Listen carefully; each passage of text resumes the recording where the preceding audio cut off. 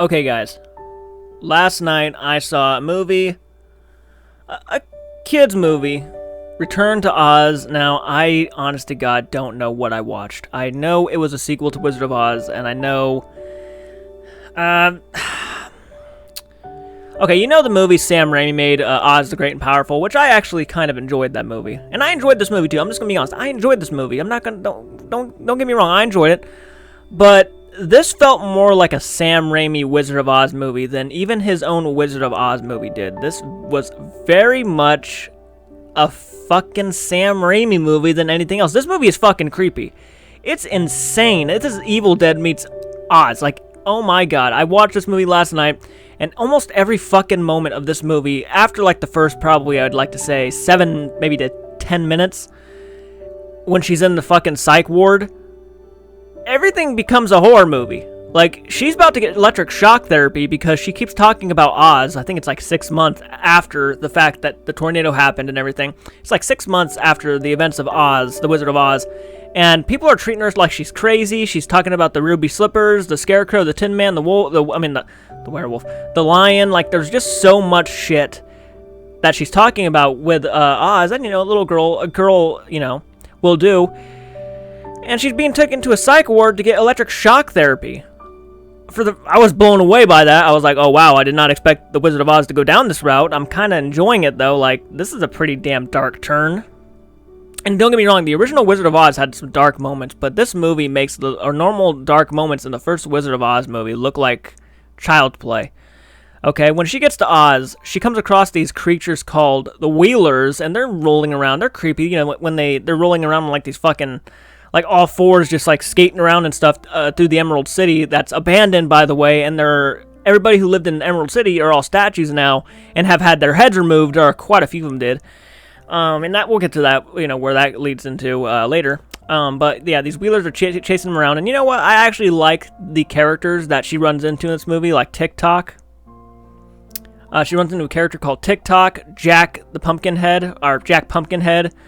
and the third one is kind of creepy, so I'll get to that. But yeah, I like a couple of these characters. I think they were actually a lot of fun. I thought, maybe they weren't as charming as maybe the original trio that she ran into, the Cowardly Lion, the Scarecrow, and the Tin Man. But I thought they were okay for a sequel, and I thought, they had some charm to them. And Dorothy, I should probably mention that Dorothy is a really good actress. The person who played Dorothy, I thought, did very, very good. It's just at least, and in this one, she's like 7 years old. It's a big change up. So you have to get past that. But, they go through the Emerald City and stuff, and I gotta say, a lot of these sets and stuff are actually very impressive. The green screen and stuff, every now and then, can be a little bit distracting, but for the most part, the sets are pretty cool.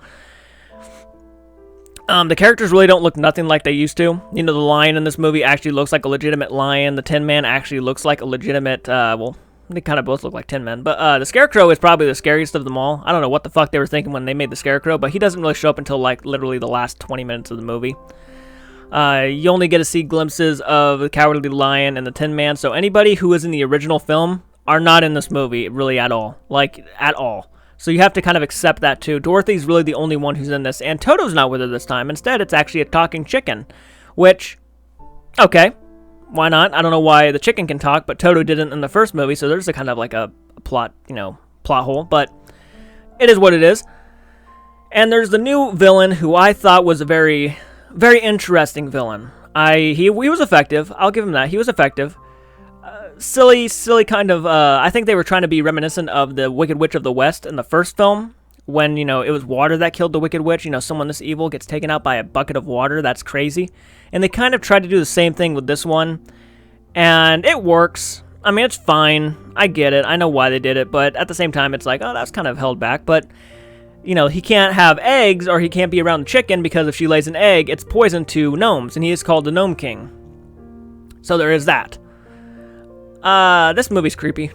It's unsettling. The Wheelers are absolutely fucking horrifying looking little beings who roll around, and they laugh all the time like hyenas. It's creepy. It's unsettling. And then there's this witch in the movie, and off the top of my head, I actually can't think of the witch's name, but she is like fucking dressed like almost like a David Bowie from Labyrinth, like crazy dressed.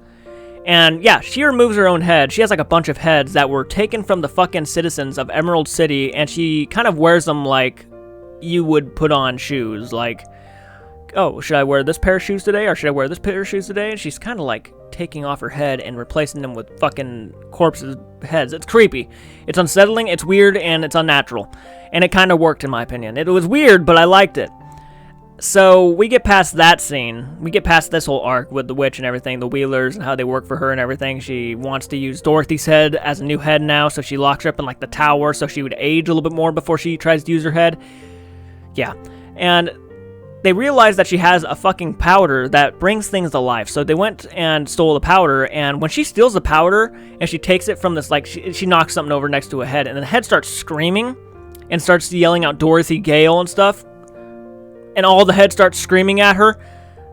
Fucking, and then, not only that, but when she starts screaming and running, the fucking body gets up that was sleeping on the bed and starts walking over to her, looking for a head to grab. It's creepy, it's weird, and yeah, I still kind of like it, but it's weird and creepy, and it would be terrifying for kids. And I think it was terrifying for kids, and that's why no one really talks about it, because the movie was played off like a horror film more than it was a kid's film. No offense to the filmmakers, but you made a horror film, okay?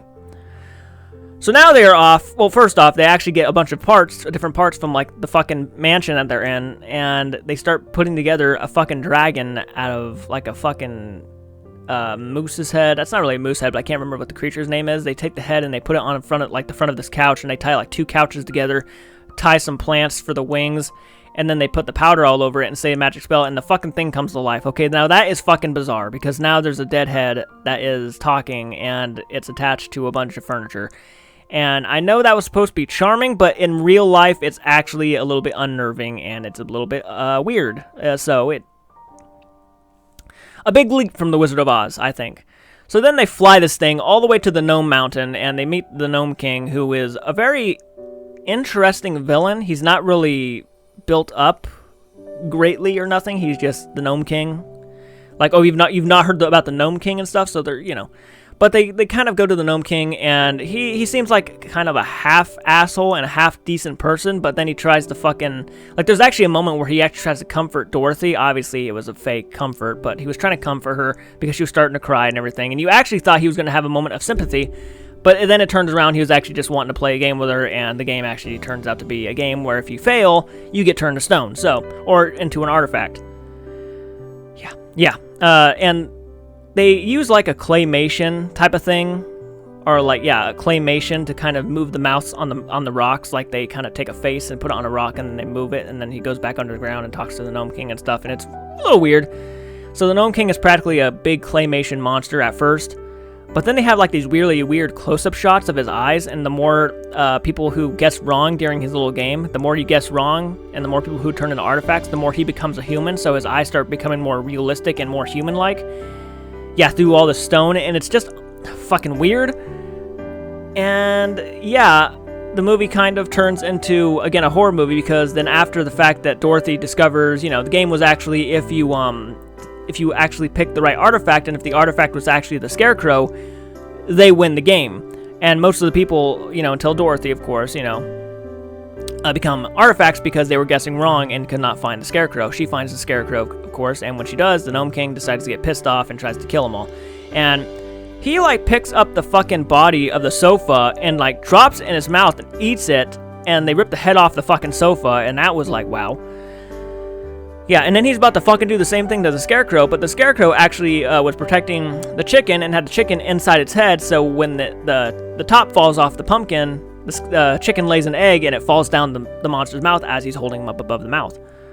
And, you know, all the creatures and his gnomes start saying, you know, oh, that's poison to a gnome, you know, poison, he just swallowed poison and stuff. And then the Gnome King, like, gently sets down the Scarecrow, I'm not the Scarecrow, but the Jack, he sets it down Jack, and he's like, you didn't know that eggs were poison to gnomes, and he dies off, like, slowly, like he's falling apart. He's like making a skull face out of the stone and everything, and he just falls apart dead.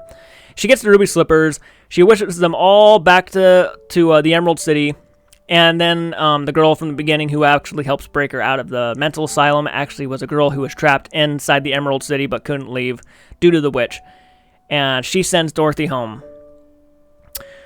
Now, that's pretty much the end of the movie. She goes home. The family finds her by the river and stuff, and they're like, oh yeah, Dorothy's back. And then that's kind of the movie. But then, you know, you get a hint that Oz is a real place. You could have almost believed that Oz was all in her head because of how the story was progressing and how it was being told. You could have almost believed that Oz was actually something a part of her psyche. But no, it actually turns out it's really a place and that they can visit through mirrors now. So that was pretty much Oz. No, The Return of Oz. I like the movie. Okay, I liked it. I actually like a little bit of creepiness in children's movies. I dig it. I like The Secret of NIMH. I like a lot of these movies that have to do with these kind of things. So I'm not going to pretend I didn't enjoy the movie. I will say, though, that this is definitely not for everybody. I know there are going to be kids out there who are going to want to watch this, especially after watching The Wizard of Oz, who are going to go into this thinking that it's a fun family film, but in reality, no, it actually turns into like a horror film. And the imagery, the special effects, they all blend in nicely, but the way they blend in are very unsettling, and I don't think anything was intentional, but it turns out to be... I don't know how you could make this movie and not think that this was not supposed to be intentional, because the ideas that they were going with were all fucking terrifying, and they were all creepy looking, and you could not sit in that fucking editing room and look at this movie and say, okay, this looks really child-friendly, because nothing was child-friendly, really at all. You know, the Scarecrow, I should talk about the Scarecrow too, by the way. The Scarecrow comes up, and his fucking mask, man. Okay, it's obviously a mask, and his eyes, he never blinks. He never really shows any emotion in his face, but you can tell that he's talking underneath like he's showing emotion, but he's really not showing any emotion. And then when he does show emotion, they kind of looks like they switch out masks in between takes. So one mask is like a happy smiley face, and another mask is like a really down, scared, frowny face. So, and the way he moves is like the normal Scarecrow, but almost to a point to where it looks like he's actually like overplaying it in some ways. And it just comes off as a fucking creepy-ass adaptation of a Scarecrow character so beloved. I really enjoyed the original Scarecrow, and this one, you would not want to be friends with this thing. This thing is fucking creepy. And I can almost say that for almost all the special effects in this movie. Not almost all of them, but like a good portion of them are just really unsettling and creepy. And I really did enjoy this movie. I'm not trying to bash the movie in any way, but I'm absolutely certain and positive that there are going to be a lot of kids who are going to want to watch this and be terrified. Because I was actually a little bit nervous. Like, I was actually a little bit fucking freaked out by this movie. So that was The Return to Oz, and I gotta say, after watching it, I can see why a lot of people won't like it, but I actually enjoyed it, and I'm gonna go ahead and I'm gonna give The Return of Oz a B-. I enjoyed the movie enough to where I would be like, I would recommend it almost like a movie you have to see to believe. That was my opinion on The Return of Oz. Hopefully you guys enjoyed that little review. I certainly enjoyed talking about it. So guys, of course, like the video if you like this content. Comment down below. Let me know your thoughts. What did you guys think of Return of Oz? And subscribe to the channel if you have not, so you won't be able to miss another video. And I will certainly check you out in the next